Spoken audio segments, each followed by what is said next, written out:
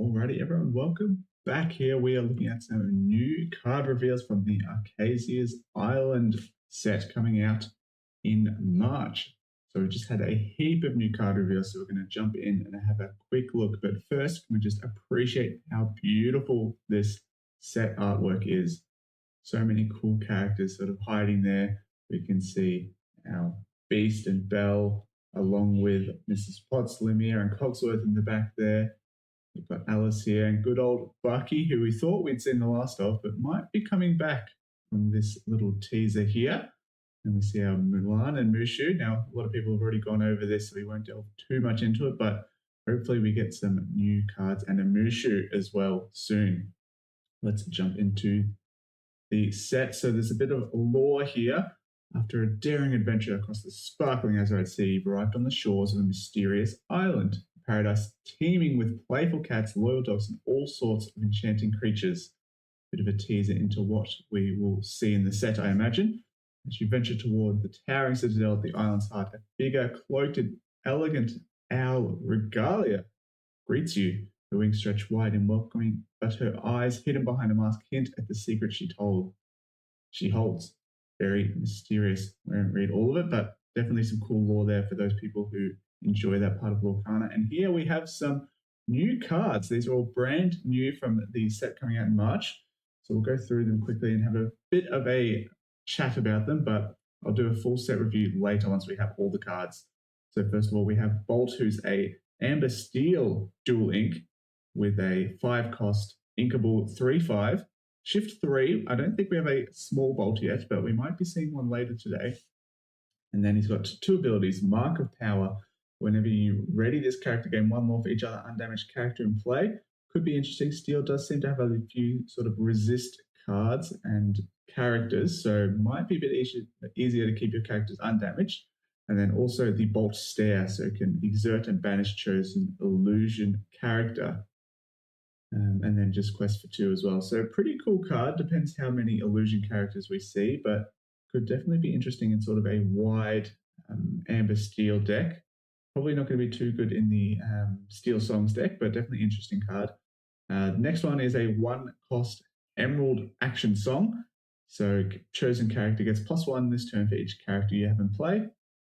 Could be interesting, but I imagine we have similar cards like that, so maybe not too impactful. Then we have Marie, who's a 2-cost inkable 1/2, the favorite kitten, with an ability, I'll show you. Whenever this character quests, you may give chosen character -2 this turn and then quest for 2. Pretty cool. We know blue has sort of some minus strength cards already, and that quest 2 on a 2-cost is quite nice as well. Unfortunately, it is only this turn, so maybe if you sort of target down some characters and challenge them to keep their board clear so you can start questing freely with it, could be all right. And then our 3-cost Steel Jafar, Aspiring Ruler, who's a 3/2 and has the ability, that's better. When you play this character, chosen character gains Challenger 2 this turn and quest for 2. So not a bad card there. Could give it something Challenger, keep the board clear. Maybe a shift option for the elusive Jafar, the one who has evasive and gets a lore for each card you draw when he's exerted. So definitely a cool include there. And then just a bit more about the Archazia's Island. And then these look like the cards we might be potentially getting as our sort of placeholder cards at the back of the pack. So nice artwork there for those. So we've got a heap of new cards to get into. So let's carry on. Now we've already seen the Beast and the Belle. Talked over the Bolt here, but what we're really looking at is all of these beautiful new ink combinations. Now Ravensburger have said that the dual inks are only able to be played in the color pairing on the card. So the Troubadour would only be able to be played in a deck that is using Amber and Steel. So let's jump into having a look at a couple of these cards. So the first one, 2-cost, the Troubadour Musical Narrator, who is a 1/3 with Resist 1 and Singer 4. So very similar to that Ursula, but I think the Resist 1 is probably going to be a more impactful. So really it's sort of just an upgrade to that card. So definitely a cool one to slot right into your Steel Song decks. Next, we have our 4-cost Uninkable Pascal, who's 3/3, Quest for 3, and Evasive. Definitely cool for that Amber Amethyst sort of aggro deck. It is uninkable and costs 4, so obviously a downside there, but evasive is very hard to deal with, and that 3 willpower means things like Elsa and Genie won't be able to take it out easily. Now, finally, we have an Amber Ruby card, something that will hopefully make this color pairing a bit better. We've got our 6-cost Calhoun, the Courageous Rescuer, who's a 5/5, shift 4, quest for 2, and has the ability back to start positions. Whenever this character challenges another character, you may return a racer character card from your discard to your hand. Could be interesting for a Amber Ruby locations deck, as there are a lot of racers in that deck, like the Penelope, who when she's at a location, you get a lore and draw a card at the start of your turn. Could be interesting to grab some of those back. Number 3, we have Perla, who's a 3/2 with evasive and support. So it's always nice having an evasive character that can be a bit tricky to deal with. You know, only questing for 1, not too impactful there. But it looks like from these, we're going to get 1 of each ink combination. So we've got all of the amber ones, all of the amethyst ones. Yeah, so it looks like they've actually given us 1 of everything. So that's pretty cool. Next one is Restoring the Heart. Remove up to 3 damage from chosen character or location and draw a card. Just costs 1. So nice healing option. Does always draw a card, so replaces itself as well. Could be an interesting include, but Amber Sapphire might need a little bit more to get it moving, I think. Next one is Amethyst Ruby, a very popular ink combination. So we'll see how powerful this card is. It is a 6-cost uninkable Hades with a 4/6 questing for 2. And when you play this character, you may deal 2 damage to another chosen character of yours to banish chosen character with 3 cost or less. So nice sort of targeted removal for the Amethyst Ruby there. Is it just a worse Medusa / Tremaine? Probably, but it is a 4/6 in quest for 2, so definitely statted a lot better than the other ones. So could be quite interesting. I reckon that might potentially be a replacement for the Madame Medusa. Next, we have Sven, who's already been revealed. He's an Blurple card, 5 cost, 2/6 with Rush, and when you play this chosen character, gets -3 this turn. Does quest for 1, so can help maybe in some of those aggro matchups, but does cost 5, so a little bit tricky to get down early enough. Next, we have Kuzco for Amethyst Emerald. It's a 4-cost uninkable 2/2, quest for 2, so stats are pretty poor. Let's hope he has a good ability. He is evasive, so that's always a bonus. And the ability, we can figure this out. At the start of your turn, choose 1. Each player draws a card, or each player chooses and discards a card. This could be quite interesting because Emerald Amethyst normally gets rid of their hand pretty quickly. So depending on which matchup you're up against, you could just make your opponent start discarding cards. And I believe this would happen before you draw a card. So you can make your opponent discard a card and you get to draw a card and not have to discard it. So pretty interesting card. I think this is probably one of the better ones so far. Could be interesting to see, but obviously uninkable makes it a bit tricky, but evasive and questing for 2 is always nice. The next one is a Mufasa, who's Amethyst Steel, 7-cost, inkable, 5/7, questing for 2, as shift 5, evasive and resist. So a lot of good keywords there. Costing 7, a little bit expensive in a color combination with no ramp. So not super exciting, but definitely some nice keywords there. And now a good color combination that hasn't really seen too much play, the Emerald Ruby, the Mad Hatter 6-cost inkable 3/5, questing for 2, the Unbirthday Present. Whenever a damaged character challenges another character, you may draw a card. So this is quite an interesting card. Obviously, Emerald Ruby having limited card draw, but does have a lot of ways to damage their own characters and challenges on the board a lot. So definitely something to think about including for that extra card draw. Next one, we have Yokai in Emerald Sapphire, 2-cost inkable 1/2, questing for 1, and the Innovate, you pay 1 less to play characters using their shift ability. I can't think of too many good shift characters there. Maybe the Clarabelle, you could get out a turn earlier, something like Clarabelle 1, Yokai 2, then you get Clarabelle on 4, which is pretty good. Yeah, definitely might have to go back and look at some of those shift characters. I think the more sets come out, the better shift characters get. So definitely could be a good card, and it does only cost 2, so your shift 4 characters you could be getting out a turn earlier. Now, next one is Emerald Steel. Definitely a deck that's fallen off the meta a little bit. It is a 3-cost uninkable 3/3, quest for 1, and the Pipe Up the Crew. Whenever you play an action that isn't a song, you may ready chosen pirate character. Interesting here. Obviously, you're not going to be triggering this ability when you play him, but potentially on the next turn when you play an action, you can quest or sing with Smee and then ready him again to quest. Could be cool with the Owl Island location that lets you gain 3 lore whenever you play a second action in a turn. So quite an interesting card. 3 uninkable. There's already a lot of 3-cost uninkable cards in Emerald, so it might be a bit tricky to fit it in. Next is our 3-cost Denahi, who is a Ruby Steel 3/2. Ruby Steel definitely needing some more help to get off the ground and running in this set. It is a resist 2, very powerful there, and reckless. So can probably just have this on the board and start sort of targeting down your opponent's characters and not really take too much damage in return. So definitely a cool card. It has 3 strength, so it's out of the way of things like Brawl.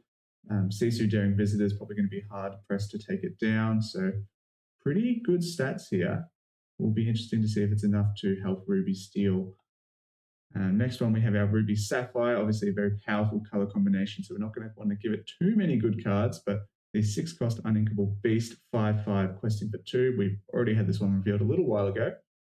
It has the I've Had It ability, so you can exert the character, pay 2, banish 2 of your items, and deal 5 damage to chosen character. So a little bit pricey there, and it's similar to sort of one of our other cards we've had called Fling, I believe. I'll put it up here that way on the screen so you know what I'm talking about.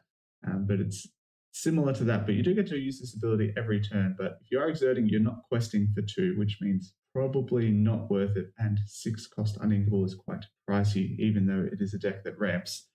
And finally, from our last color combination, we have Sapphire Steel, 5-cost inkable Lady Cluck, who is a 2/7 quest for 1 bodyguard and ward. So a hard character to move. You know, we can compare it to something like Shenpo, who's a 4/7 bodyguard but doesn't have that ward ability. Shenpo is probably just better, even though it doesn't have ward. It's probably hard to banish it with a card that targets it. You know, with the 7 strength, the steel cards aren't doing too much. Madame Medusa, Brawl aren't really touching it with its 4 strength. So probably just a worse Shenpo, but ward keyword is always something to think about. Alrighty, let's get into our next one, our Pet Pals. So this is looking all over the pets released in this set. Definitely a bit of a theme coming in. So we've got the Aristocats, one of my favorite movies. I love the scene where they're all in the attic playing the jazz music. It is fantastic. So really cool to see these cards coming into the game. We've got Thomas O'Malley, a feline charmer. He's 3-cost 4/2 with ward and quest for 1. Similar to that Prince Philip, who quests for 2, but he's a 3/2, so that extra strength there just meaning more cards are going to get banished when they challenge in to him. But, you know, 3 strength is already taking out a lot of characters, especially with the amethyst ones like the snake and fox. So not sure how impactful that extra lore, extra strength is going to be. Then we've got our 3-cost Berlioz, 2/5, quest for 1, pretty standard character there. We've got our Duchess, who is a Emerald card, 2-cost 3/2, quest for 1. Then we've got Edgar Balthazar, the 5-cost inkable Ruby 6/5, another vanilla card. And our last one is Toulouse, 1-cost inkable Sapphire 1/3, quest for 1. So a lot of sort of vanilla cards here. And then Thomas O'Malley having the ward. So interesting to see if we get any shift options. Definitely these cards to be kept in the back of your mind for when we get some more Aristocats revealed. Our next one is Bolt. Now, I must admit, I haven't seen Bolt in a very long time, but I remember it was a good movie, so maybe I need to re-watch it. So let's go. We've got Mittens and Amber card, 5-cost uninkable 4/5. Quest for 2, though. And it's bodyguard and also has an ability, no thanks necessary. Once during your turn, whenever a card is put into your inkwell, your other characters with bodyguard get +1 this turn. Now we do have a lot of good options for bodyguard characters. We've got our Maximus, we've got our Donald Duck, we've got our Simba, we've got our Baloo. So a lot of interesting bodyguard options there. And this is a when you put a card into your inkwell. So you can play Mittens on turn 6 for 5 ink, and then ink a card and give all of your other bodyguard characters +1 lore. So you don't even have to wait for her to be in play for a turn, since you can do this on turn 6 instead of turn 5. Definitely interesting to play in sort of some of those aggro decks, but I think the 5-cost uninkable might be a little bit too high. And next we've got Bolt, who is a 4-cost amber card, 2/4, quest for 2, and support. Pretty good stat line there, and possibly an option for a shift for our other amber steel one. And then we've got Dr. Calico, 4-cost inkable steel, 3/4, quest for 1. And whenever he has no damage, he gains resist 2. Very good ability here. Unless you've got a good way to deal 3 damage, he's going to be quite a strong character. And if you can sort of pair that with other cards that give him plus resist, he's taking out a lot of characters. So we can sort of compare this to all of our 3-cost cards that are 3/4. And for just 1 cost more, he's getting resist 2 a lot of the time. So pretty interesting card here. I quite like it. It'll be interesting to see what we compare him with. And our last Bolt card, we have our 2-cost inkable 1/3 quest for 1. The ability, there's no turning back. Whenever this character quests, if he has no damage, you may draw a card, then choose and discard a card. Definitely very typical of steel cards with this ability. So, he's getting out on turn 2. He's probably not going to have damage on him when he quests for the first time. So you're almost always going to get this ability off once. Maybe pair it with something like a Jafar Evasive 7-cost. I do like that card. So potentially drawing and discarding and getting the lore from the quest as well could be quite interesting. But I think the symbol 1 cost might be better for trying to filter through your deck at this stage. All right, and our final pet-themed movie is Lady and the Tramp. So our first one is a amber card, Spaghetti Dinner, an item that is 2 costs uninkable. Is the ability Fine Dining. You can exert and pay 1. If you have 2 or more characters in play, gain 1 lore. Nice, interesting card here for some aggressive lore gain. I think we might see a sort of amber emerald aggressive deck move up a bit in the tier rankings. So cool little card there, especially with the Lady and the Tramp shift card that we have seen. Then we've got our 1-cost uninkable Lady Elegant Spaniel 1/2 quest for 1. When you have a character named Tramp in play, this character gets +1. So a 1-cost questing for 2 at 1/2. So it has that 1 extra willpower compared to things like a Maleficent and Lilo, but you do need a Tramp in play. But fortunately, we have a Tramp here who costs 2. So Lady on 1, Tramp on 2, pretty good curve. It's a 2-cost inkable 1/3 quest for 1. Has 2 abilities here. Hey Pidge, if you have a character named Lady in play, you may pay 1 less to play this character. So possibly getting 2 tramps out on turn 2. That can be quite aggressive. And the second ability, No Time for Wisecracks. When you play this character, chosen character of yours gets +1 this turn for each other character you have in play. So basically the same ability as he's a tramp. So probably just going to be playing Tramp over the song here most of the time. So pretty interesting because it is a 1/3. You can play it to give another one some more strength to start challenging down. So definitely an interesting combo here we've got going, and might sort of see how this evolves as we get more card reveals. Now we've got a few more cards to go over. We have the Ink Geyser. So Ink Geyser, a new card revealed by The Gamer. They've definitely got a few good reveals there, so go check them out. It is an Emerald Sapphire card, 3-cost uninkable action. Pretty powerful card here. Each player exerts all the cards in their inkwell, then each player with more than 3 cards in their inkwell returns cards at random from their inkwell to their hand until they have 3 cards in their inkwell. Definitely really powerful into a deck like Ruby Sapphire. They're going to put all these cards back into their hand, and probably not going to be able to play too many of them if they've only got 3 ink. So, and Emerald Sapphire has been playing that discard, sort of bend to my will package and muses to bounce characters back. But with something like a Prince John's Mirror, which I'll put over here, it's definitely a powerful card. You can return a lot of their ink to their hand, and then if they're not able to get that hand size down, they're going to have to discard a lot of them with Prince John's Mirror. So they are both uninkable, so it might be a little bit inconsistent, but definitely an interesting option. Our next one is our Jafar newly crowned 4-cost inkable 2/4 quest for 2. We have already seen this one revealed, but during an opponent's turn, whenever one of your illusion characters is banished, you may return that card to your hand. We've seen sort of similar effects like this before, and I think it will depend on how many illusion cards we get. And speaking of which, we have 2 right here. So our first one is Raja the Ghostly Tiger, 2-cost inkable 3/3 quest for 1 with the Banish ability. I believe all of our illusion cards will have this ability. So nice sort of 3/3 for a 2-cost there. Not too bad stat-wise, but obviously that illusion and Banish ability is a bit of a downside, but potentially an upside if you're playing that Jafar. Our next card is the Giant Cobra. I believe this is sort of not actually in the moves. It is a Dreamborn, so potentially just sort of a shout out to Jafar when he becomes that Giant Cobra, but not actually a Jafar card. So 3-cost inkable 4/4 quest for 1. Obviously the Vanish ability because it is an illusion, and then the Mysterious Advantage. When you play this character, you may choose and discard a card to gain 2 lore.